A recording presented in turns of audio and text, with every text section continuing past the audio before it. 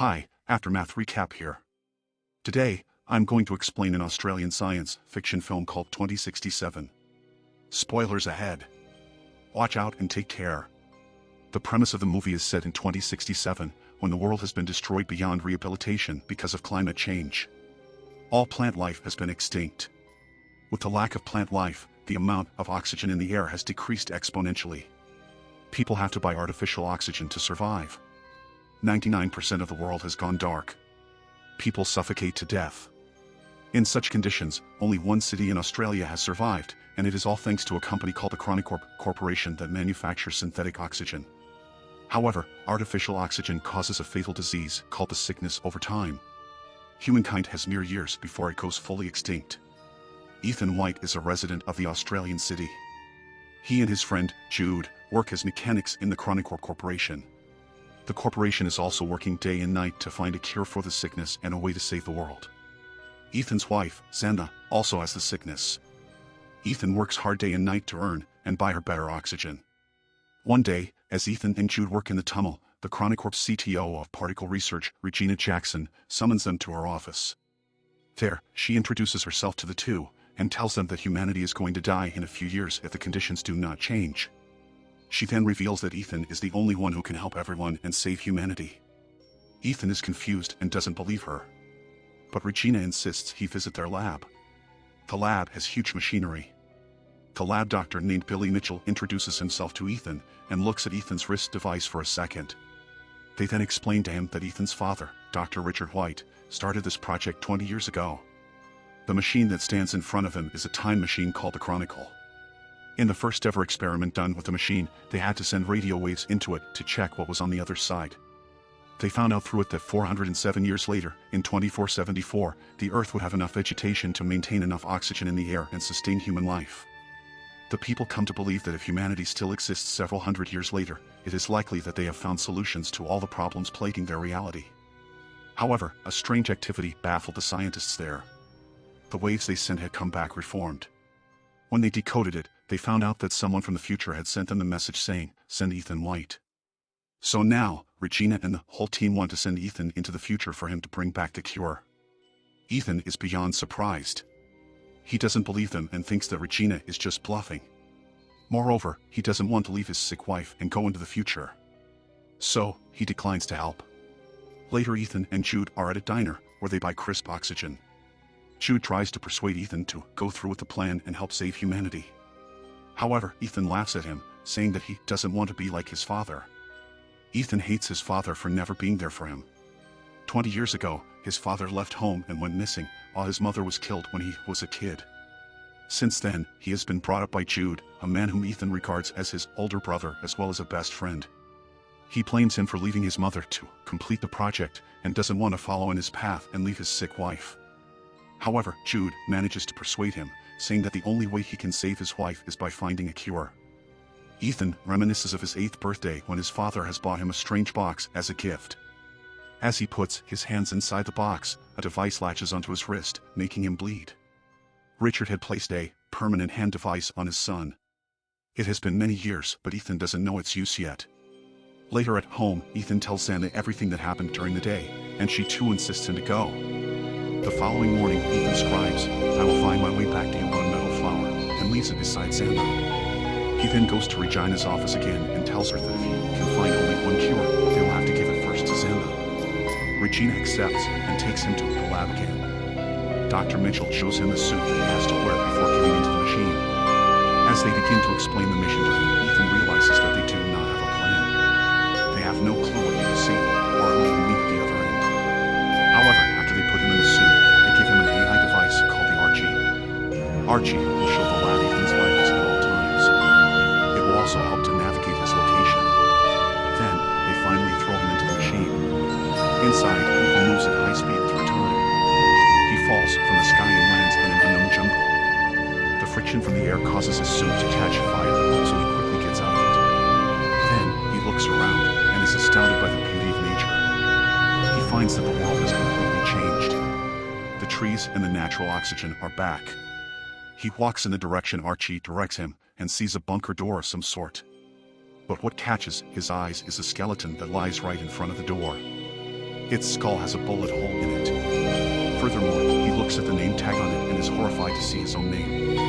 The skeleton is Ethan's. Ethan also finds the skeleton's Archie and plays the last recording on it. He hears a man say that this is the only way and shoots Ethan. Just then, the device's power goes off. He is horrified, believing that this is the fate that awaits him. Then, he notices the skeleton's wrist device. It is identical to Ethan's, except the light glows green in the skeleton's device, but Ethan's has been red his whole life. That night, he lights a fire and eats wild berries. It turns out that the berries were poisonous. Ethan vomits and starts to go unconscious. Ethan wakes up after a while and is surprised to see Jude in front of him. As it turns out, the lab saw Ethan's vitals dropping and assumed he was having a reaction to poison. So, they quickly sent Jude to the future with the cure to save him. Sometime later, Ethan and Jude find that his skeleton remains there, which means his fate hasn't changed. They then use Archie to find another door. Some device scans Ethan's eye and grants them access. When they go in, a monitor welcomes him. It asks him for a DNA sample. When he accepts it, his wrist device begins to work, making him bleed. After the blood test, it goes green. The lights to the room turn on and they realize that they are in Chronicorp's lab 407 years later. The time machine is in front of them too. Jude gets excited because now they have the means to go back to the past, but Ethan doesn't think so, saying they haven't changed anything, and he will end up dead, just like the dead Ethan. Ethan checks the system log and finds a holographic recording made by his father, who explains that the time machine was originally designed to collect the oxygen data in the future planet, and then transmit it back to the past. However, when his father first started the time machine, he received a message asking him to send his son to the future. Despite his misgivings, he chose to do so and made a DNA verification here for Ethan. Soon, Ethan and Jude realize that the time machine won't be able to take them back because its battery is almost depleted after 407 years. What's worse is that the activation of the lab triggers a malfunction in its nuclear power core, threatening to unleash a nuclear explosion in just 4 hours. This means they have to find a way to fix the time machine and travel back before the explosion. Running out of time, they have to act quickly. Outside, they are surprised to find a ruined city covered with green plants but inhabited with no humans, showing that Earth starts to recover itself after human extinction. Human skeletons are scattered everywhere. Ethan gets to his wife's house, only to find her bones, making him fall into despair. Jude tries to persuade him to go back to the past, as the cure against the sickness doesn't seem to exist even in the future world. However, Jude's words make Ethan suspicious. He then turns on the rusty Archie to play the recording once again, from which he recognizes Jude's voice, and it seems Jude is exactly the one who shot him. Jude raises his gun at Ethan, strongly denying that he would shoot Ethan. Ethan finally decides to complete the mission first, so with joint efforts, they manage to repair the power core and then return to the lab. Now the Chronicle system works and they should be able to return to the past. They just need to wait 37 minutes until portal launch. Once the countdown reaches 0, the portal will tether to 2067 for approximately 30 seconds. However, Ethan still finds his body remains behind a door at the same location, which implies that they haven't made any changes to the future. In order to figure out the truth, Ethan pulls out the battery of his current Archie and puts it onto the rusty one. In that way, he gets access to another video, in which Ethan is assured that his future self will be killed by Jude. Jude then confesses that there is no hope of changing the future and he is trying to protect Ethan. Finding it hard to believe, Ethan locks his brother up in a room, then plays back his father's holographic log from the day he died. He soon discovers a conversation between the Chronicorp's CTO, Regina Jackson, and his father.